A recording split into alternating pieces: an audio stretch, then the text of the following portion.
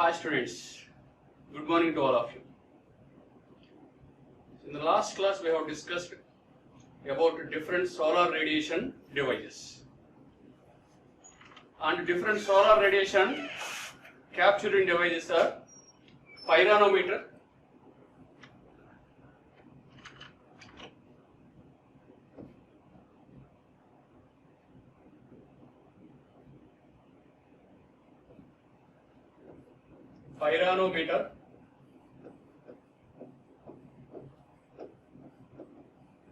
pyrheliometer, pyrheliometer,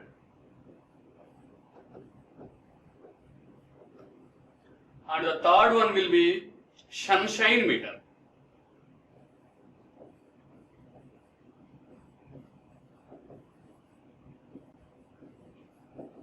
The third one will be sunshine meter.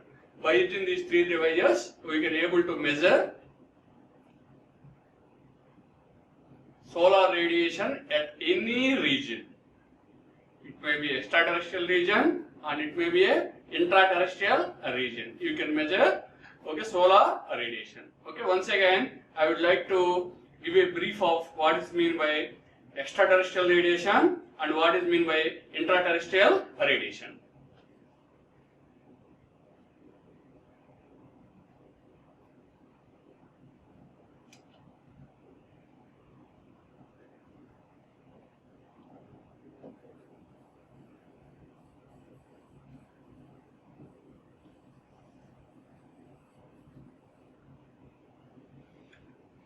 Let us consider this will be the earth.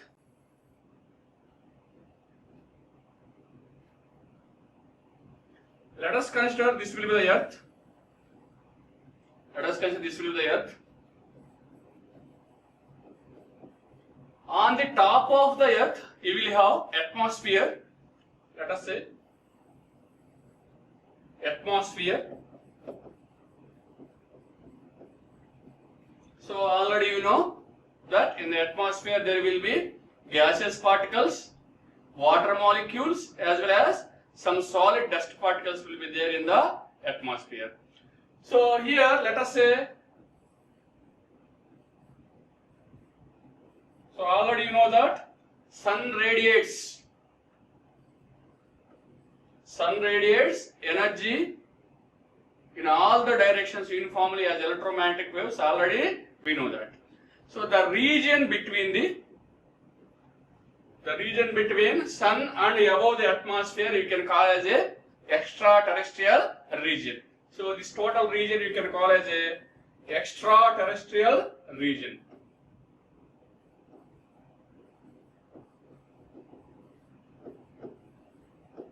This region you can call as a extraterrestrial region. The solar radiation received to the extraterrestrial region you can call as a extraterrestrial radiation. This total region you can call as extraterrestrial region. The solar radiation received towards the extraterrestrial region you can call as a extraterrestrial radiation. So now let us say, so if the solar radiation received from the sun, which will be reached towards extraterrestrial region first, the extraterrestrial radiation is approximately equal to the radiation that is radiated by the sun. That is the very important one. After reaching towards the extraterrestrial region, the solar radiation will reaches to the atmosphere. Some atmosphere they will be reached. Some radiation directly reaches to the earth in a straight line path. Which is called as a beam radiation. The radiation which reaches the earth in a straight line path can be called as beam radiation. The radiation which reaches to the earth in a straight line path we can call as a beam radiation. And let us say some other radiation. So different particles will be there in the earth. Let us say. So when a solar ray strikes the solid particle, the energy will be redistributed. That you can see. Like this, the energy will be redistributed in different directions. So some energy will be reflected back into the atmosphere and some energy will be reached towards the earth as a diffused radiation, not in a straight line path. Okay, an inclined path as a diffused radiation, it will be reached towards the earth. So after redistribution of energy, okay, not in a straight line path, okay, in a diffused form which reaches towards the earth, you can call it diffused radiation. Okay, the radiation which reaches towards the earth in a straight line path, you can call as a beam radiation. After reflection, after redistribution of energy in a diffused form, if the radiation reaches towards the earth, that you can call as a diffused radiation. Okay, so now you will have basically two types of radiation: beam radiation and diffused radiation. And you can say that, okay, so global, you can define a global radiation, term global radiation. Global radiation is nothing but sum of the beam radiation and diffused radiation. Beam radiation and diffused radiation. Sum plus diffused radiation.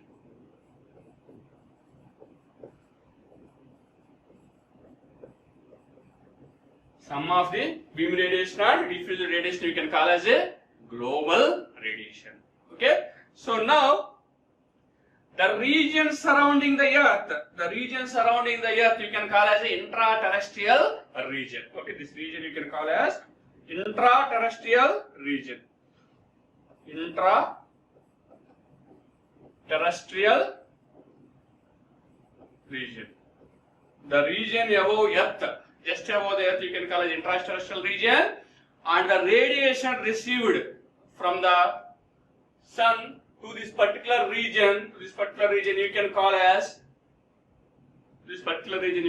a intraterrestrial radiation. Intraterrestrial, okay. Just above the earth, the region you can call as intraterrestrial region, and the radiation received towards this region you can straight away call as a intraterrestrial radiation. Okay. So now coming to what we have said, there is a three types of devices: pyranometer, pyrheliometer, Schunn-Scheidt to measure the solar radiation in a particular region, because you can measure in extraterrestrial region and you can measure in the intraterrestrial region. Okay, so wherever if you want to measure the solar radiation, okay, there you will keep that particular device and you will measure. Okay, so if you keep it in the extraterrestrial region, you will get the extraterrestrial radiation. Okay, if you keep it in the intraterrestrial region, you will get the intraterrestrial radiation. Coming to the radiation which coming towards the earth from the sun and to the which reaches towards the earth will be very much useful for the generation of electrical energy. Okay, so very important thing will be intraterrestrial radiation is very important, because the same thing we are tapping to produce either thermal energy or electrical energy. Okay, so now that device, solar radiation devices will be placed at different places, and that wherever if you want to measure the potential of solar energy, there you will place some device and you will measure the solar radiation. Okay, so likewise solar radiation data will be prepared by measuring at different locations with the help of solar radiation measuring devices such as pyranometer, pyrheliometer and Schunn-Scheidt, which we have already discussed. Coming to the topic, analysis of solar radiation data. Already we have discussed that the solar radiation data will be prepared. By through measuring process. Since the energy in the intraterrestrial region we are tapping or measuring, there at different locations we will place the devices and we will take the solar radiation data. So what is the need for the solar radiation data? Okay, so let us say the best example of a normal power plant. If it is a coal based one or idle based one, let us say oil based or gas based, let us consider. Okay, load on the power plant is continuously varying, already you know that. Okay, so some of the purely based upon the consumers. Okay, Load on the system is continuously varying, purely based upon the consumer's interest. If a consumer wants, he will switch on some appliances. If he doesn't want, he will switch off some appliances. Likewise, okay, consumer continuously changes the loads without intimating to anyone. Is it or not? Okay. So simply the load is varying based on the interest of the consumers. Okay. As the load is varying, you have to, which is random variation, which is based upon the consumer interest. Okay. As the load is varying continuously, we have to predict the load. And the generation has to be controlled according to the load. Okay. Let us say in the morning the load is 50 megawatts. Let us say on a particular power plant. Okay. So in the afternoon time, so the load is continuously increased. Okay. Again coming to evening, again it is decreased. Again in the night it will be increased. Like this, load is continuously changed one with respect to time. Okay. So we have to control the generation according to the load. If the load is 100 megawatt, you have to supply 100 megawatt plus losses. If it is 50 megawatt, you have to provide the 50 megawatt plus losses based on the, okay. So load continuously you have to control the generation. If you want to control the generation continuously you have to predict the load. Okay. What may be the, okay, load tomorrow morning 12 a.m. Okay, 12 noon let us say. Okay. What may be the load tomorrow morning 12 noon, okay, which you have to predict. How it will be predicted?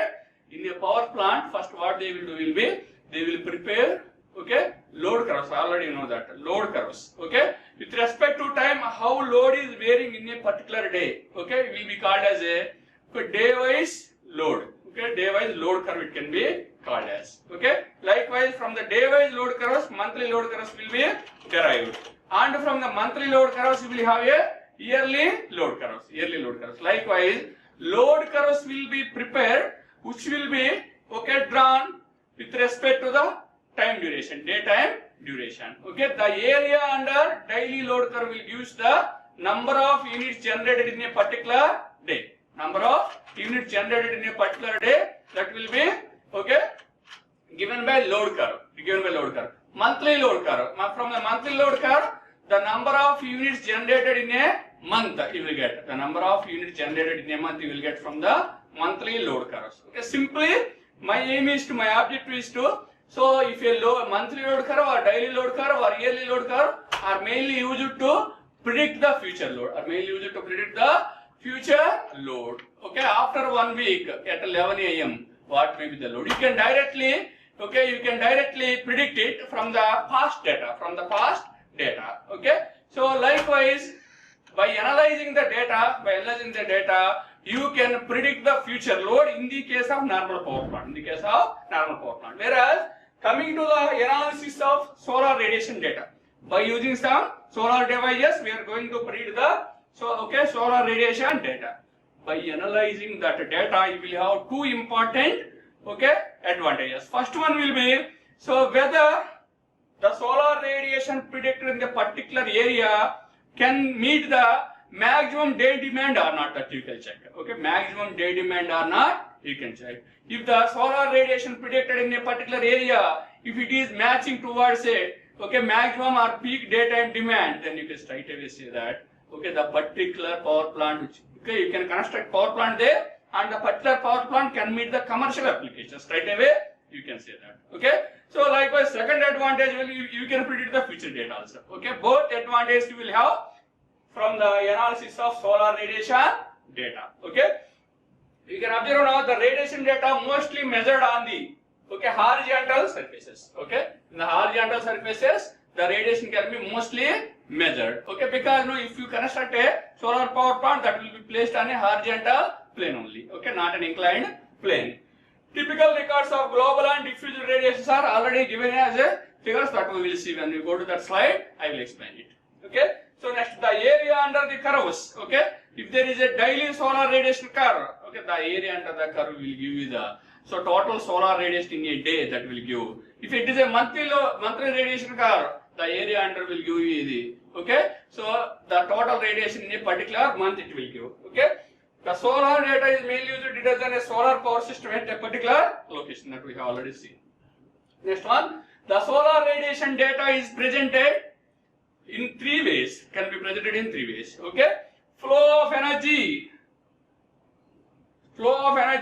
per unit area per second, flow of energy per unit area per second, which can be kilojoule per meter square second, kilojoule per meter square second, and energy per unit area per hour, in terms of hours also we can represent, which will be kilojoule per meter square hour. And the next one will be flow of energy per unit area per day. You can also represent in a day also, kilojoule per meter square in a day. Day you can have.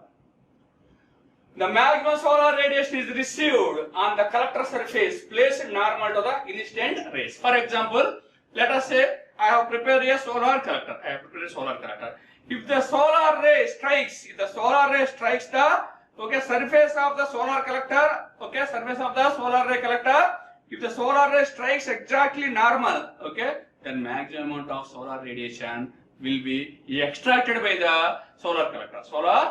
If it is a thermal collector or PV cell, whatever it may be, the solar radiation strike exactly at right angles are normal to the plane of the collector can able to extract the maximum amount of the solar radiation. That is the very important point. Okay.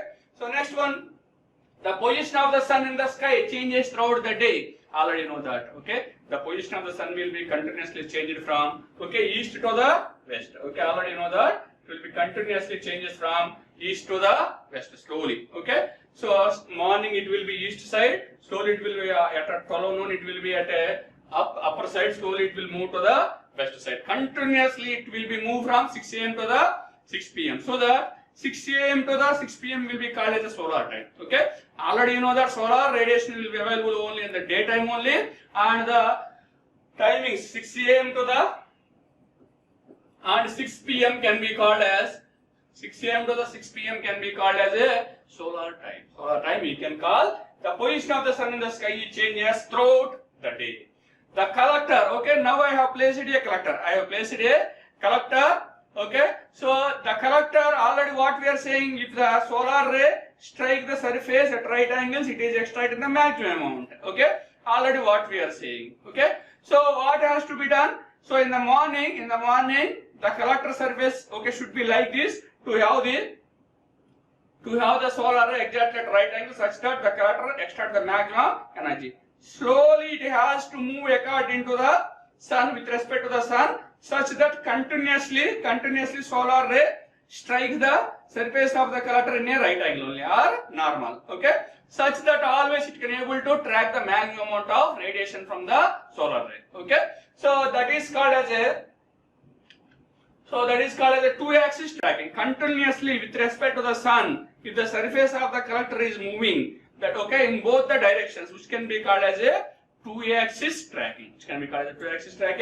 That you can observe. Two-axis tracking. Both sides, from east to west, continuously it can able to move such that solar ray strikes exactly at normal right angles. That you can call as a two-axis tracking. Maximum amount of solar radiation can be observed there. Okay.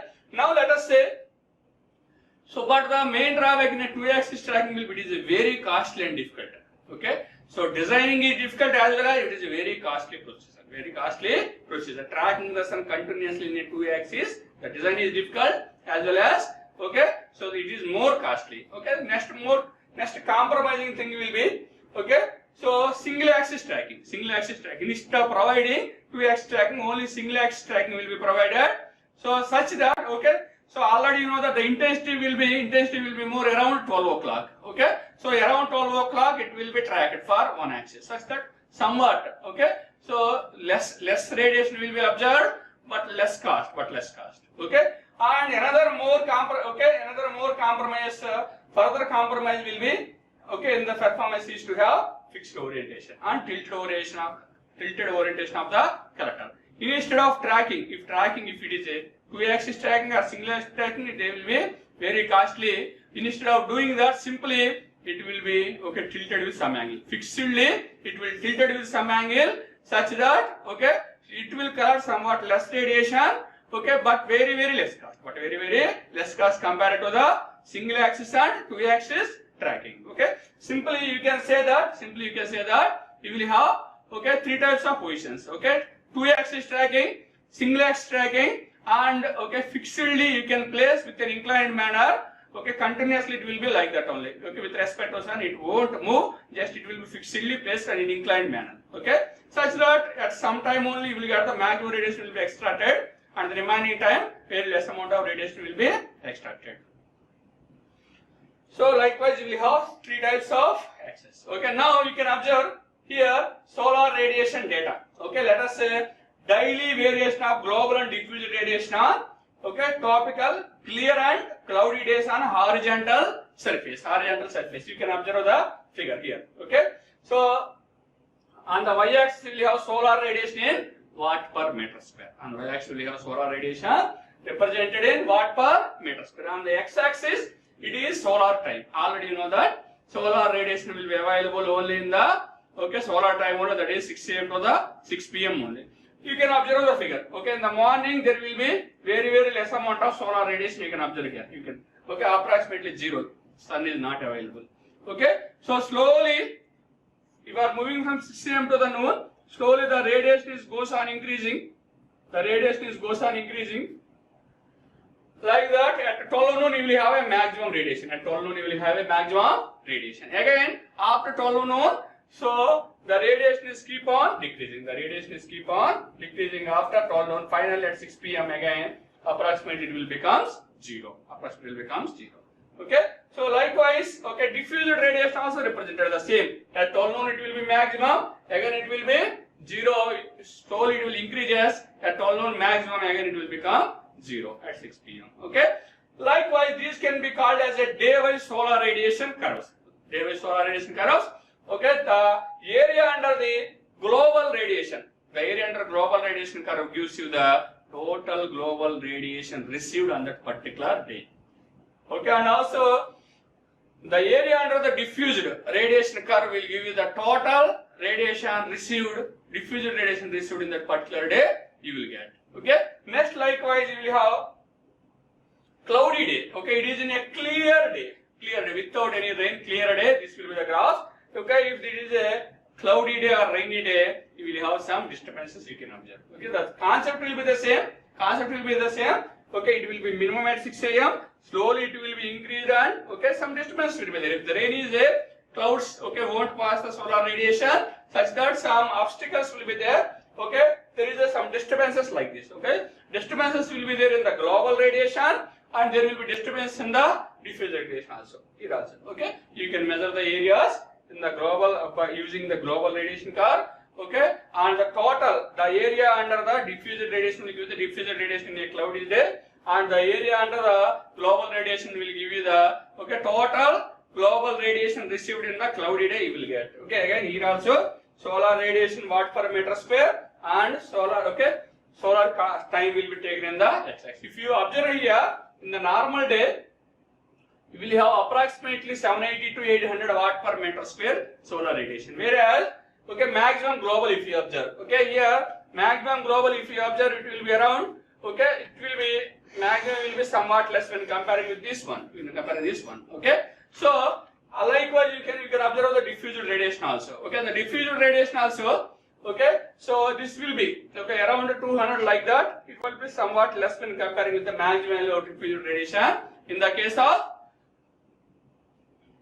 of cloudy day will be less when comparing with the clear day. Okay, so that will the graph represents. Here this graph represents relative irradiation at tilted surfaces throughout a year. It was you can observe here January, February, March up to December it was taken months, and here relative irradiation it will be considered relative irradiation 0.8, 1 and 1.2.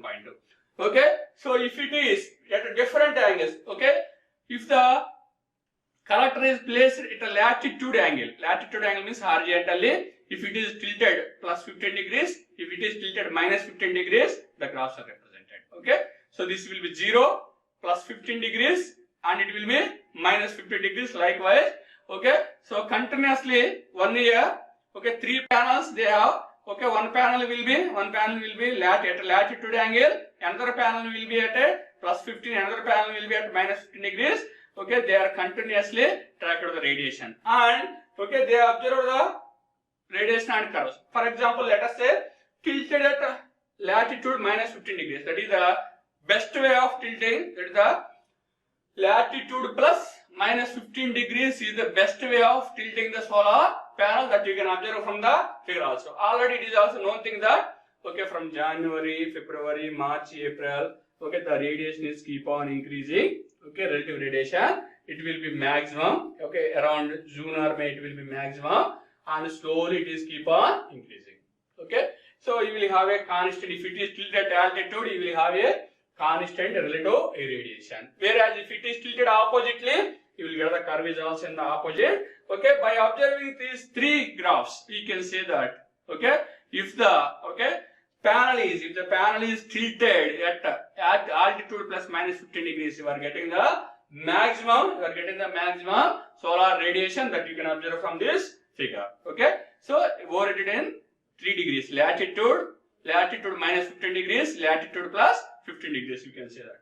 Okay, so next, for designing a solar system or for predicting the potential of any solar applications, it is need to have daily average and monthly average curves on horizontal as well as tilted surfaces. Okay, so the main objective why we are predicting the solar data, to draw the daily radiation curves and monthly radiation curves. These daily radiation curves or monthly radiation curves are mainly used to, okay, design a solar system. That is the first point. Second point will be the potential of solar radiation at a particular region. We can able to know. That is the second advantage. Okay. Sometimes you need to measure it in a horizontal plane. Sometimes you need to measure it a horizontal plane as well as sometimes you need to measure at the tilted surfaces. And the last concept will be therefore the radiation in a particular area measured and stored in the form of tables and graphs. Which is called as solar radiation data. Finally, you can conclude that solar radiation data is measured with the help of solar measuring devices such as pyranometer, pyrheliometer, and Sunshine meter. By using these meters, data is measured and which was stored as a tables or graphs, which is called as the solar radiation data, used to predict the solar potential at a particular region, as well as you can predict the future potential also. Okay, if the day is clear day. So thank you very much.